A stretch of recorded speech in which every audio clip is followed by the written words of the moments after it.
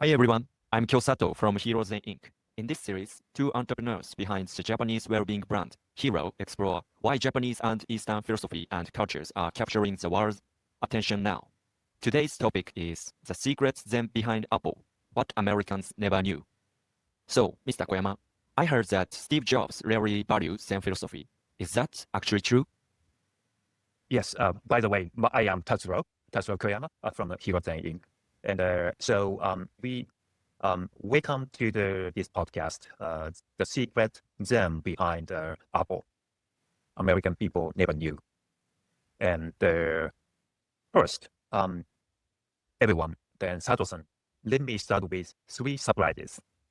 One, early Apple meetings began with a minute of silence on purpose. So Apple was one of the first company who introduced mindfulness in the meetings. And two, iMac. The iMac was almost named Macman, a wink to Sony's Walkman, a respect to Japanese craftsmanship and Sony. And Macman is a really, really cool name, named after Sony's Walkman. And third, the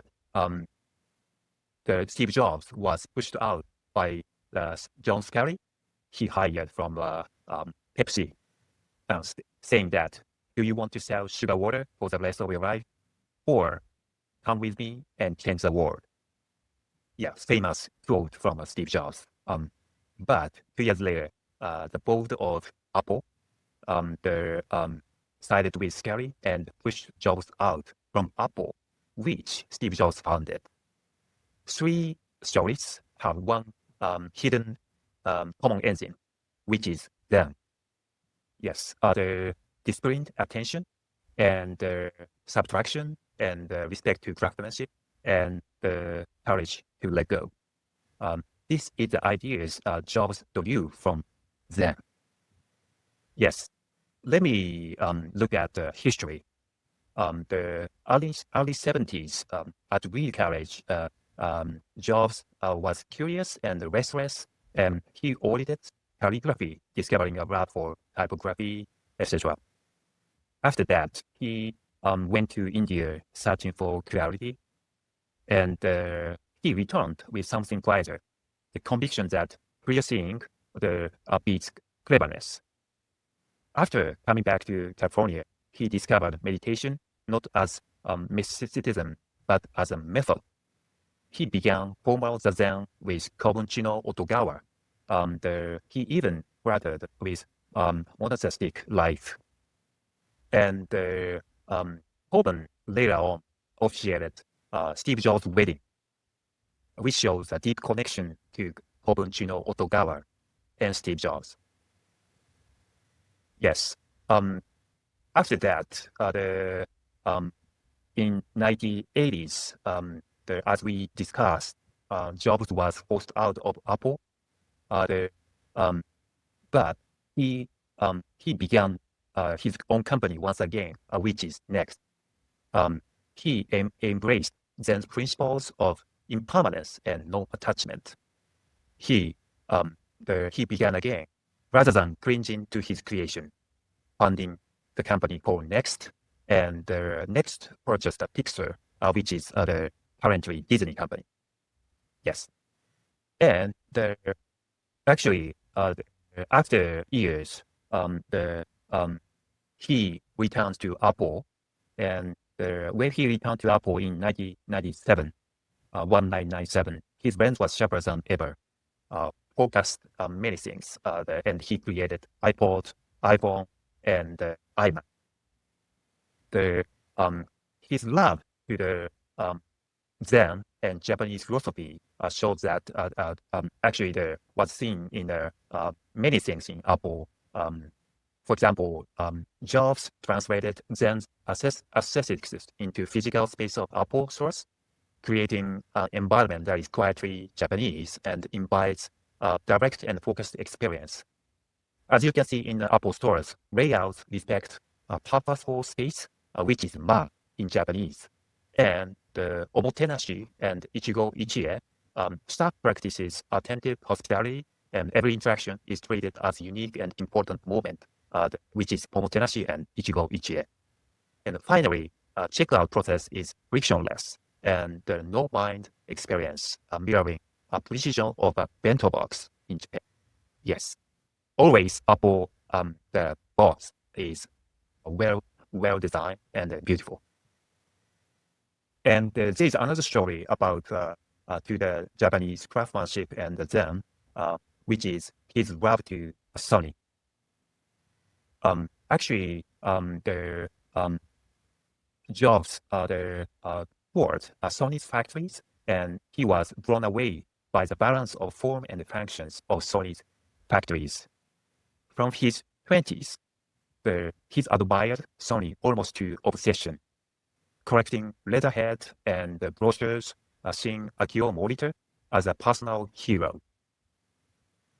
It was obsession that fundamentally shaped Apple's vision. Morita was Jobs' personal hero once again, and a blueprint of the kind of company and the leader he aspired to be. Once again, Steve Jobs wanted to name the iMac, Macman, naming after Sony's Walkman. Yes, so he saw Sony's legendary device as a perfect example of product that created its own market by combining incredible design with revolutionary user experience. Jobs even envisioned Apple as a spiritual successor to Sony, carrying on same passion for design and innovation that characterized Sony at its peak. This deep philosophical alignment was so strong that in 2001, he even considered putting Mac OS on Sony's Bio laptops.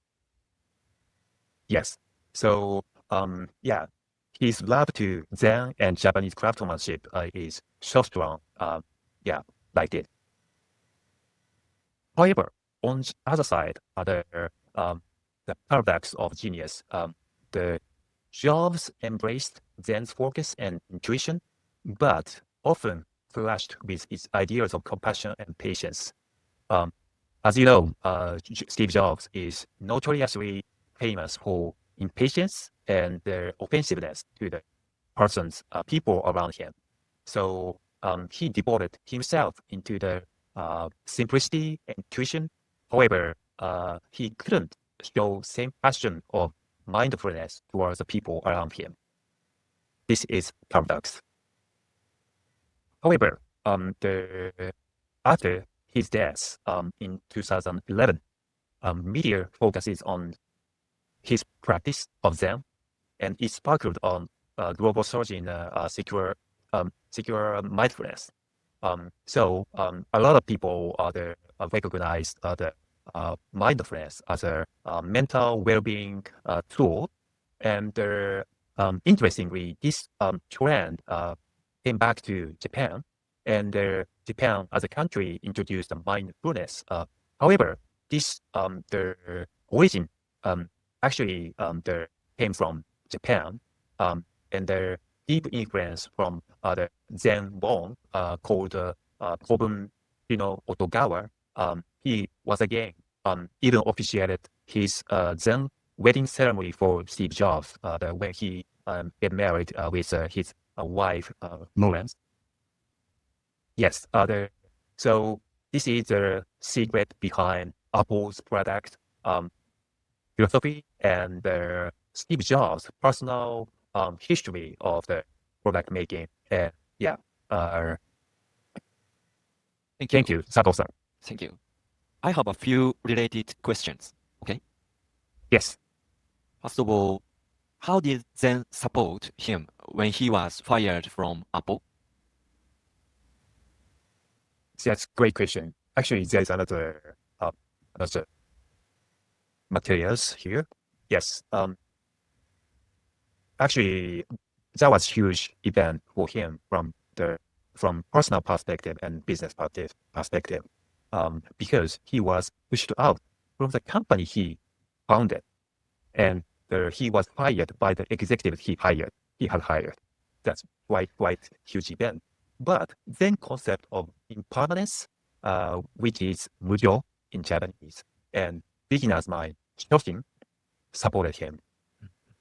Yes, he reclaimed that huge event as not a loss, but a chance to start from zero. Yes, which led him to found Next and Pixar.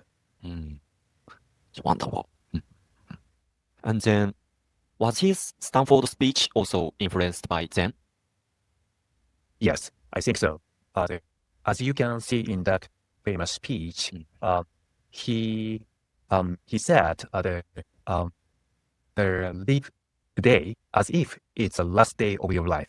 And his theme of remembering that you are going to die is strongly connected to the Zen view of life and death. And yes, so I guess his Stanford speech also influenced by Zen pretty much. I think the concept of Zen can use. I can use that idea in our daily lives too. Yeah, I think so. And then, how did Zen thinking influence Apple's long-term strategy? Yes, I think the focus and saying no is the company's operating method or system. Yes, and he reduced the number of products upon his return, 1997, and so he decreased the number of products. Pretty much, and he famously condensed the product line into 2x2 matrix, concentrating resources on limited core. Is there connection between meditation and simpleness? Yes, I think so. He requested maybe here.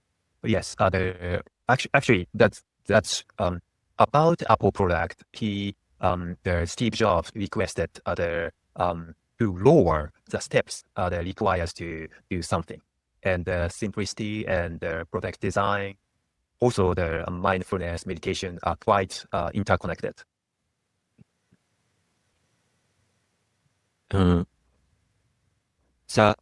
What is the difference between minimalism idea and Zen philosophy?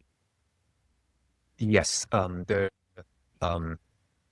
actual minimalism often focused on reducing possessions, expressions as a goal, where Zen centers on reducing attachment, the mental practice. It embraces imperfection and impermanence, not just plainness.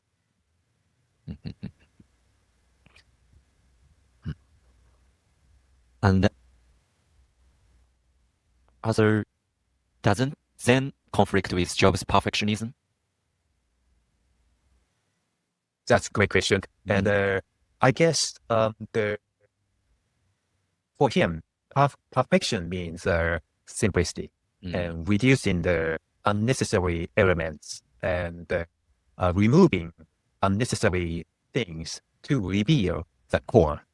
So for him, the simplicity means a lot to be perfect, for perfection.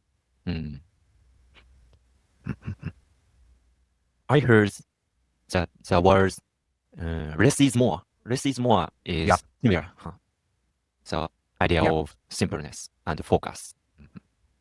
Exactly. Yeah. When I explore the secret relationship between Steve Jobs and them, I found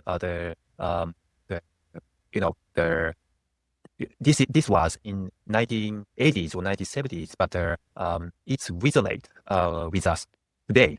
I mean, the less is more, or saying no to 1,000 things. That is the current trend. So Steve Jobs foresees the future for sure. Yeah, from that perspective. What were his specific Zen habits during Apple's early days? Yes, Meditation. Meditation, and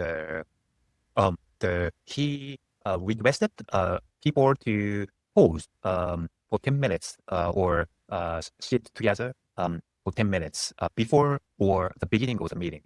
Yeah, so that's the quite interesting. Yeah, because everyone, this is not a hugely uncommon today. However, back in 70s, 80s, it was not common for even Silicon Valley. So I guess so once again, Apple was first company, one of the first companies who introduced mindfulness in a meeting or in a business environment. So yeah. Why in this timing, Zen influence a lot of entrepreneurs, investors, or something? I think the current situation needs more mindfulness because of the lots of information and lots of choices which distracts us from concentrating. So even now, this Steve Jobs the story or the Steve Jobs method of the concentrating and mindfulness is what we need right now. This is quite the necessary information, I think, for the modern life. Yeah. Can Zen be an antidote to the information overload of the social media era? I guess so. Yes. We are surrounded by too many choices, too much calories, and too much information. So it's getting harder and harder to be mindful and concentrate on one thing. And so that's provoke other more attention to the mindfulness and Zen, even more than the era of Steve Jobs. But at the same time, we can learn from the story of Steve Jobs as well. And yeah, he learned many things from Japanese Zen monk, including Komonchino Otogawa or the famous the Zen monk Shinju Suzuki, which wrote this book, Zen Mind, Beginner's Mind. So this book is kind of masterpiece for the mindfulness and the Zen practice, which Steve Jobs respected so much. This is kind of Bible for him, Steve Jobs. Who is Shunryu Suzuki? He was the one of the two Suzukis. One is E.T. Suzuki and Shinju Suzuki. Who were two leaders who introduced Zen to the United States. Both are Zen monks, and they bear the foundation of Zen philosophy in the United States.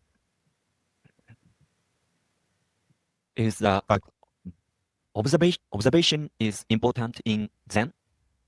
Observation? Yes, observation is quite important in Zen, I think. Yes, observation and decision making is a key. Yes, for sure. So he even requested the people in Apple, the company Apple, who do small rituals before the meeting.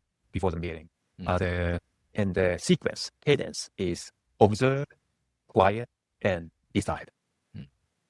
First observe and then quiet. Finally decide. That's a sequence of the meetings. Yeah. So observation is the first things he wanted people Apple to do. Did Jobs like Japanese culture as a whole? Yes, I think so. He was interested not only the Zen but also Japanese food or Japanese cuisine. Yeah. So and he was obsessed with Japanese manga as well. Yeah. So he loved other Japanese culture as a whole. However, especially the Zen concept, including ma or hu or mu, and also Japanese the monozukuri philosophy, Japanese craftsmanship, which called monozukuri, and and also I'd like to highlight his admiration, respect to Tony, and once again he wanted to name the iMac Macma. Mm. So naming after Sony's legendary device, Walkman. Yeah. So so he was definitely influenced by the Japanese precision or craftsmanship and their simplicity. Yeah, many things in Japan and Zen culture influence Steve Jobs. Quite. He even see so Apple as a spiritual successor to Sony, which is for Japanese the very heartfelt the comment. Yeah, of course, Sony and Apple are the direct competitors. However, Jobs envision Apple as a spiritual successor to Sony. And yeah, In the perspective of science, Zen is powerful for our mind and body. I believe so. I believe so. There are numerous researches show that mindfulness is beneficial for our body and the brain. Yeah. So the mindfulness, the idea of mindfulness comes from the concept of Zen. So following Zen philosophy is definitely good for your health, I guess. Yeah, I believe. Thank you. I was able to learn about the fascinating connection between Zen and Jobs. Okay. Yes, the spirit of Steve Jobs and Zen is still in your pocket. That shows the iPhone and MacBook we use. So although he was gone, his spirit and his love for Japanese culture and Japanese Zen is still in your daily life in our pocket. So thank you for listening. And Thank you. Thanks for watching. In today's episode, we looked into how Zen shaped Steve's and his thinking. If you found any of this insightful, don't forget to hit the like button and subscribe for more content like this. We'll see you in the next episode. Thanks again. yeah, Bye. thanks again.